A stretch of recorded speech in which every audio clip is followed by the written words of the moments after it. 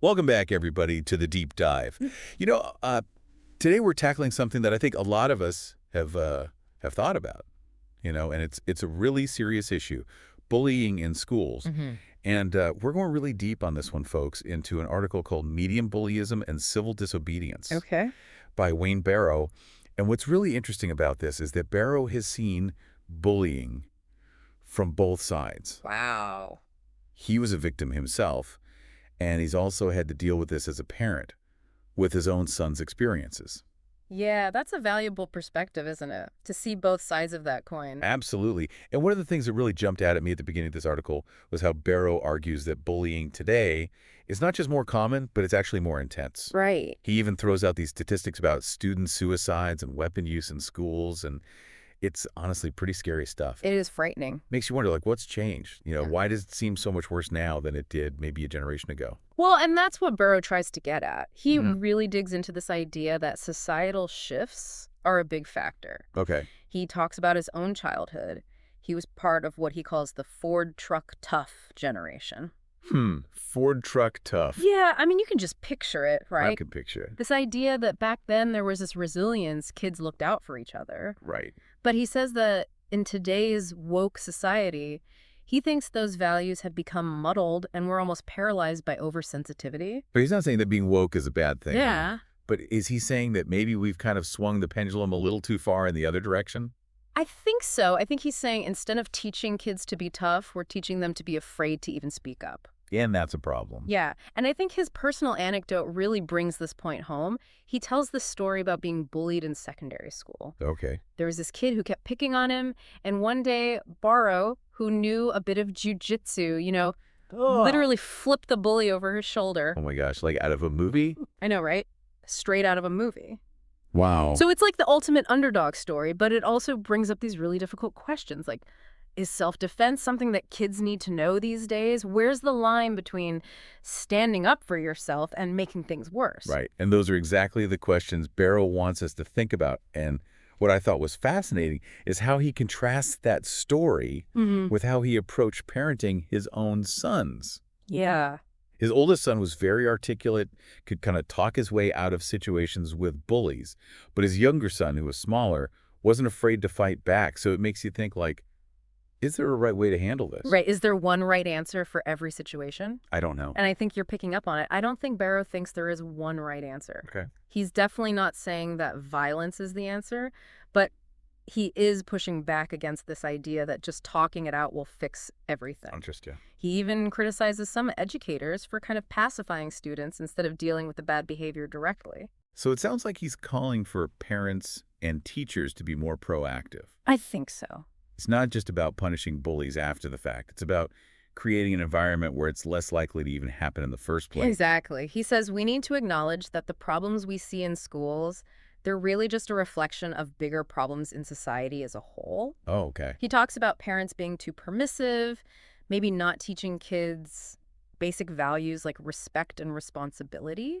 And he's critical of the pressure that teachers face, often having to fill in the gaps for what he sees as bad parenting. So it's like the domino effect almost, societal values. Then that influences parenting and that impacts what happens in the school. Exactly. It's all connected. Yeah, It's this big interconnected web. And Barrow says we have to deal with the root causes, not just the symptoms. And I think a lot of people listening probably are like, okay, so what do we do about it? Where do we even begin with something like this? Does Barrow offer any solutions? He does. He actually has some pretty concrete ideas. Okay, let's hear it. Well, for one thing, he's a big believer in strong anti-bullying campaigns. Right. But not just like the surface level kind of stuff, Right. He's talking about campaigns that involve parents, the community, everybody. Wow, everybody's got to get involved. Yeah, and they need to go beyond just like listing rules. They need to actually promote those core values we were talking about. Like respect. Exactly. Respect, empathy, understanding, So it's like a whole cultural shift, really. both inside and outside of school. Right. It can't just be like a poster on the wall or something. Yeah, exactly. It has to be like woven into how we interact with each other. I see. And this is where Burroughs' idea about bringing back school monitors comes A in. school monitor. Yeah, it's interesting because it's kind of a throwback to a more structured, disciplined kind of approach. Right. He even talks about how when he was a kid, school walls were covered in things like the Ten Commandments and philosophical quotes, Interesting. like these constant reminders of a shared moral code. Yeah, that is interesting. I wonder if in our effort to be, more modern and inclusive, have we maybe lost some of that? It's a good question, and it ties into Barrow's point about parents being accountable. Okay. He's not letting parents off the hook. He even tells this funny story about his own son getting in a fight at school. Oh, no. Yeah, Barrow had jokingly told his son, if all else fails, you can beat the living daylight out of the bully. Oh, you can't say things like that. Yeah. Even jokingly, you can't say that to your kid. I know. Well, the son actually did get in a fight. He did. Yeah, and Barrow got called to the principal's office. Oh, my gosh. But here's the thing. Instead of apologizing, he ended up defending his son's actions. He did. He said the teacher should have handled the situation better. Wow. So what's the lesson here? Is he saying that parents should encourage their kids to fight? I don't think so. Yeah. It's more nuanced than that. I think what Burroughs trying to highlight is this need for a balanced approach. He's critical of teachers who only focus on pacifying students, instead of dealing with the root cause of the problem. So he's saying kids need to understand that there are consequences for actions. Yeah, and sometimes that means standing up for yourself, even if it means some kind of confrontation. It's a tough line to walk, though, right? Yeah. We don't want to encourage violence, but we also want kids to feel like they can protect themselves. Absolutely. And that's why Barrow emphasizes that self-defense should always be the last resort. Okay. He wants to teach kids conflict resolution skills, how to de-escalate things and when to get help from an adult. So it sounds like it's really about this multi-pronged approach. It's not just about discipline or just about understanding. It's about bringing all these different things together. Exactly. You've got it. Clear expectations, consequences for bad behavior, conflict, resolution skills, and building a culture of respect in the whole school community. You nailed it. And this brings us to another really important point, that Barrow makes this idea of inclusivity and diversity. Oh. He says a lot of bullying comes from fear and misunderstanding. So creating a school environment where differences are celebrated and everybody feels like they belong, Exactly. that's really important. Yeah, when kids feel seen and valued, they're less likely to lash out or target people who are different. It's all about creating that sense of shared humanity. That's essential for combating bullying. Yeah, it really is. And it kind of goes back to what we were talking about earlier with building a strong foundation of respect, not just for ourselves, but for everyone, And that brings me to something else Barrow says that I thought was really powerful. He makes this analogy. He says that schools should be striving to prepare students to be better than their parents. Wow, that's a big statement. It is. But when you really think about it, Yeah. there's some real wisdom there. He's basically saying that education, it shouldn't just be about academics, It's about character development, too. Yeah. It's about teaching these kids ethical and moral values that will help them become good citizens, Yeah.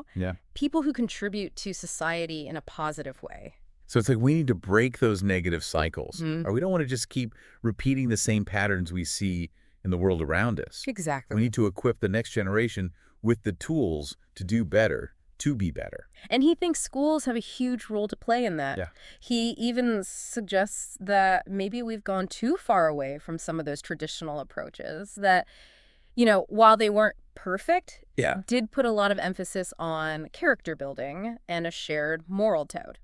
So I guess the question is there some kind of middle ground? Can we blend the best of those traditional approaches with what we know now about child development and being inclusive? That's the big question, isn't it? And I think Barrow would say that finding that balance, that's really important. Yeah. He's not saying we need to go back to the way things were, Right. But he is asking us to look closely at some of those things we've gotten rid of and see if maybe they had some value. Like maybe we threw the baby out with the bathwater. Just that. Those visual reminders of shared values, clear expectations and consequences, structured discipline, maybe those things had a place. Not as the only solution, but as part of a bigger, more well-rounded approach to creating a school environment that's safer and more respectful. And I think that's really the takeaway from this whole discussion. Yeah. Barrow's perspective is a powerful reminder that bullying in schools, it's complicated. It is. And it requires a solution that addresses all these different angles. Right. It's about personal responsibility, social emotional learning, creating a culture of inclusivity, and maybe even taking another look at some of those traditional approaches that might have something to offer. So for everyone listening out there, what does this all mean for you? I think Barrow would say stay informed. Yeah. Get involved in these conversations. Push for change in your own communities. Maybe check out some anti-bullying programs. Do some research on different approaches. And most importantly, talk to the young people in your lives. Yes. Ask them about their experiences.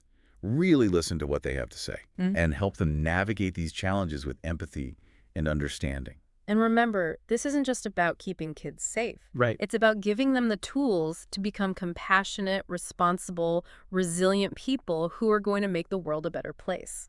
Well said. And that, my friends, is a wrap on this deep dive into bullying in schools. Yeah. We hope it's given you some things to think about, maybe even inspired you to take some action. Thanks for joining us. Until next time, keep learning, keep asking questions, and keep diving deep.